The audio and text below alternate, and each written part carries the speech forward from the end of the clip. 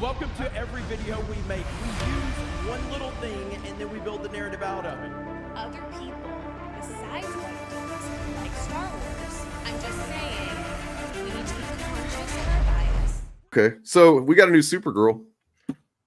Yeah, you know, from the House of the Dragon to House of L. You know, I think I heard she's trans, right?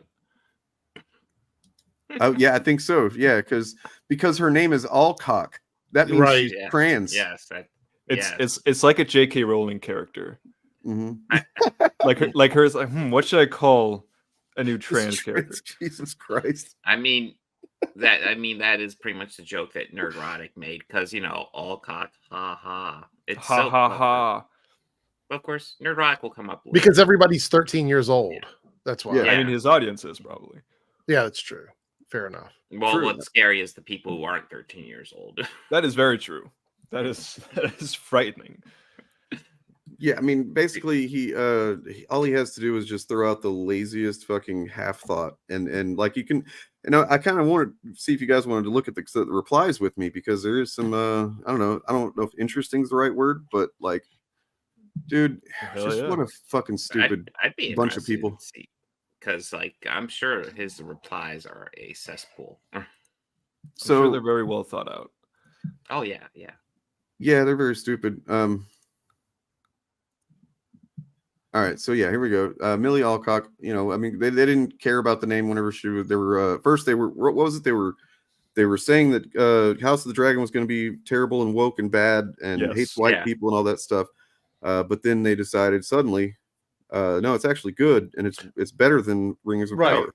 And now now they're back to disliking the people connected with that because now she's the new Supergirl in a movie about Supergirl. Like it's not like she's replacing Superman. No, this is Supergirl movie. Right.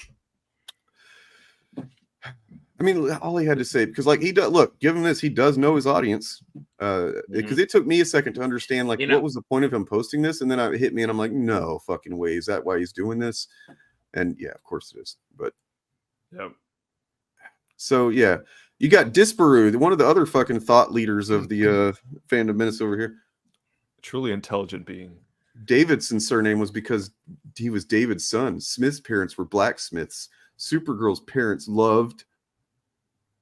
Wow, man. Nice. Wow.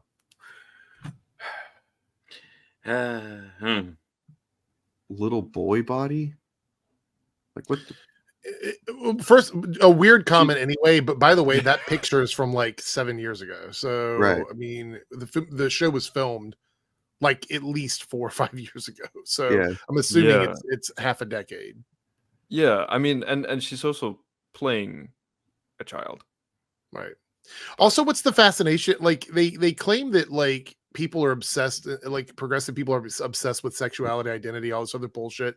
But then they're the ones that comment on people's bodies every time, anytime. Like, every time, it's ridiculous. Well, that's the thing. Like they always come up with like, dude, like it wasn't that long ago. I stumbled on, I think it might have been on Facebook, but like somebody posting a theory about how they can prove an actress is trans. And the actress they were proving was trans was fucking Margot Robbie, and I'm like, oh yes, okay, like if Margot Robbie is somehow trans, then I think like that's the best case ever for the trans movement because I mean that's a woman, and a really hot one. Like, and then what the replies are, what is really just like a bunch of fucking morons trying their hand at the same joke. Yeah.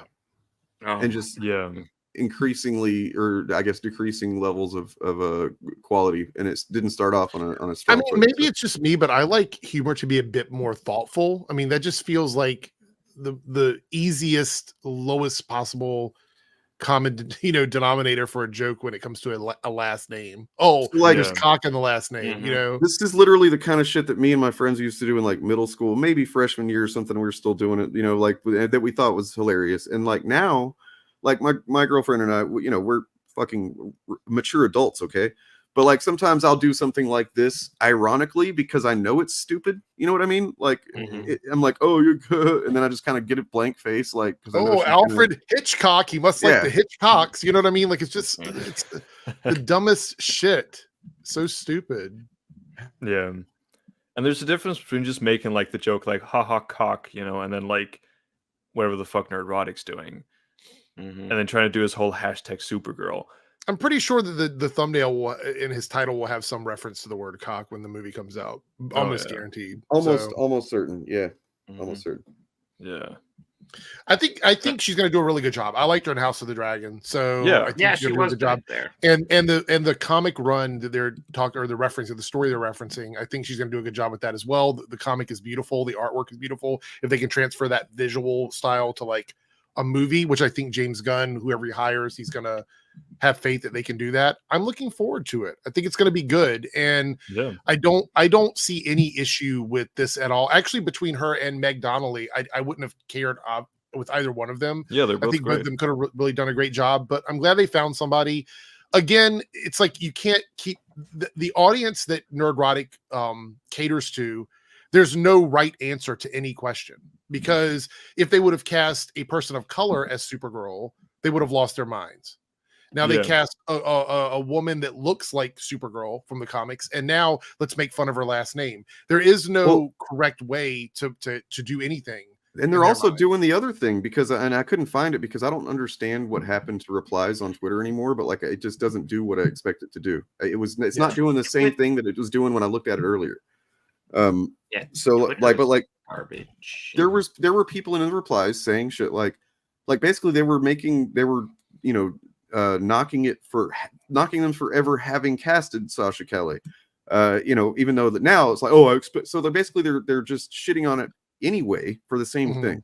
They're like, oh, I just guess I expected a person of color. At least it's a blonde this time or whatever. And it's like never fucking good enough for you people, is it? It's never No. Never is.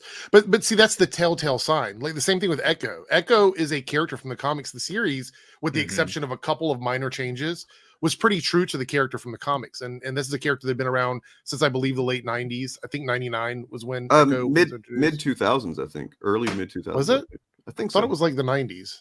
I But either way, it's everything in her series that they adapted from the comics was pretty much true to the character, with the exception of some changes to powers, which Marvel is very, they play around a bit with powers when it comes from comics to live action. But the thing is that they weren't changing a man to a woman. They weren't changing the race or the nationality or anything of the character, the gender of the character. Literally, it was a translation from comics to live action, and they still complained about it.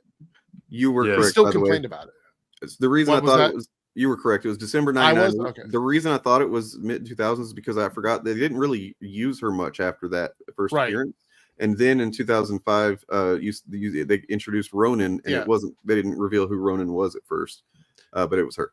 So. But yeah, I mean, like a Native American character, check. Woman, check. Deaf, check. Kingpin's adopted child, check. All those things were translated, which is what they ask for. This community, like their community, keeps pretending that what they want is fidelity. They want like stuff from comics translated into live action. And when it comes to Echo, that's probably one of the most well done translations from comics and live action, except for the power set, which they explicitly changed because they didn't want it to seem too much like Taskmaster, I believe. So they did that in the series, and whether you like the powers or not, the core of the character is the same. And they went like totally all in attacking Echo. They're doing something similar here with Supergirl, even with this casting. There is no proper way. They want white, Christian, straight, cisgender men in every lead role in every property.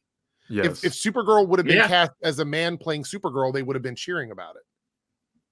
Yeah. Like literally, they would have been cheering. If Supergirl would have been changed to a Superboy movie, they'd be happy about it. Yeah. I'm actually not sure about that because I don't know. They outraged no matter what. I think the point is, especially with like Nerdrotic and stuff, especially depending on who the company is behind it. So like if it was a Marvel thing and they were literally just doing the most comic accurate adaptation you could ever think of, right? They would still go after it because Disney. And with shit like this, it's just like their whole point at this point is to disrupt conversation, disrupt people being happy with any kind of cultural product that isn't explicitly catering to the right. Yeah. Yeah. Mhm. I mean, I think it's like simply just these people just don't want to like anything. Like they're just mean, actively that's, looking for things to not like. that's their brand. Well, I though. mean, that's Yeah. the thing, you know? that's where they make their money. It's all Yeah, about farming the outrage. and it's crazy That's that like literally the what Thrift is. yeah, but it's crazy that the people who watch who don't get anything out of this, right? Like Oh, they there are also do people it. watch They're and lose stuff. yeah, all they do is lose things to enjoy, Yeah. Yes. and that's a sad existence. But the thing about it is though, and this is, I talked about like the boycotting thing on my live, one of my live streams, and my head is in a whirlwind with my live streams, but I talked about at one point where there's no accountability for any of this. Like Nerdrotic can do all of this on camera, turn off his camera for the night, and then go and watch every Marvel movie, and nobody would ever know. You know what I mean? Yeah. Like there's no true accountability. So what happens is he gets on camera, he says all these things. It's like the whole idea of like a pastor in a church, you know, raising money for his car and his house or whatever. He seems like he's such a religious figure in the face of everybody else, but then privately there's no accountability for any of the things that he promises. And I think that's a lot of ways with these channels is like we don't know if they're doing it because they're genuine or not, but it doesn't matter because the result is the same. But that's the problem is you never know for sure if when they turn the camera off, are they being honest about all this or are they not? They just need their fans to be angry all the time and have people wake up and go to bed. Like imagine Nerdrotic. Nerdrotic does his live streams. Maybe he doesn't watch anybody else's videos, right? So he disconnects for like 10 hours, right? He's out of it. He doesn't talk about it. He has somebody else running his social media, whatever it may be. But the average viewer is just in a cycle of like Ryan Cannell, Nerdrotic, Geeks and Gamers, Eric July, Heel versus Babyface, Melanie Mack, Star Wars Girl, Star Wars Theory. Like it's an endless cycle of this that they're ingesting all day long, Exactly. every single day. And you've said it. Yeah. You've set me up for to tease two things that we're going to talk about here.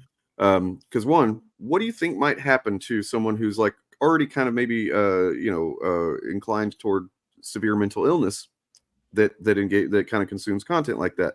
Something kind of bad might happen. Also, we're the ones that are fucking gonna, as best we can, given our limited platform size, try and hold accountability to this fucking guy, Nerdrotic. We're gonna do that today a little bit, so look for that. Should be fun. Yeah. So we got, what do we got?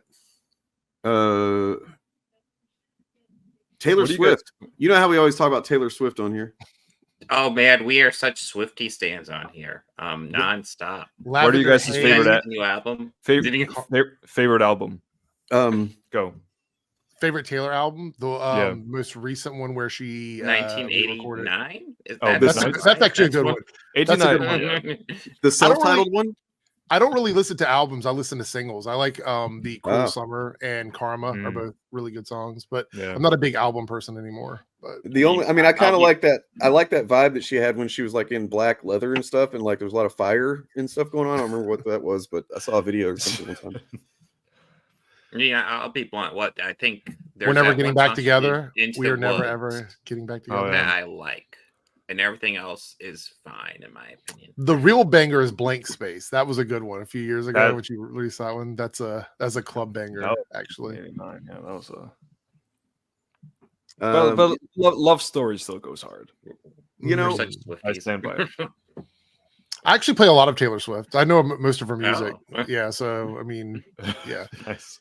That's not like I'm not like actually being serious there. Like I get a lot of requests for Taylor Swift, so I'm familiar with. So DJ's got a video. DJ's got a video coming about that, right? You were saying that? Fully quote the trash chicks. Yeah. I mean, there's a video coming out on my channel probably in the next couple of days where I talk a bit about how this like the current fan fiction take on Nightwing being like a possibly closeted queer character directly connects to how Chuck Dixon repressed the character when he was writing him. I mean, there's a video on the Initiative channel of DJ and I kind of went through this Reddit post where this hero really chronicled like a lot of the ways that Dixon that had was a kind of great video. Go watch it. It's really good. I'm not saying that because I'm in it. It's a really good video. Go watch it. It's just funny. Like how far he went to kind of like desexualize any of the characters. When you go that far to desexualize a character, it creates like unintended kind of subtext. I mean, that's what happened with Tim Drake, and Yeah. when they revealed the character was bi, I remember reading that and thinking, oh, I could see that. Yeah, I Who mean, is- just the reality of like how like it was just hilarious. Like you guys have to watch the video. When Dane and I were reading through it, it's just all the dots connect and it all starts to make sense once you realize that, you know, you have this character that denies, you know, their sexuality at every turn. It starts to seem like the reason why they're doing it is because they're not hooking up with guys. When they have women that are interested in them in adult stories, and they're like, go back to your hotel room, I'm gonna go chill with the guys or whatever. Like it just comes across like this repressed thing. So It's this one right here, Chuck Dixon's History of Puritanical DC Heroes. get it to Bigotry. 1,000 views, guys. Come on, 920. Is that 926? Get it to 1,000. Come on, there's 100 people watching right now. Yeah, go watch it. Watch it 2 times. Put it on in the background and eat some food and just enjoy our like use it as ASMR. Go to sleep listening to us talk about Chuck Dixon. Yeah, put it on like 0.5 speed and then give it a like, and then you're golden. Yeah, No, that was a fun video. Like we were going back and forth and doing like funny voices. It was a pretty cool night.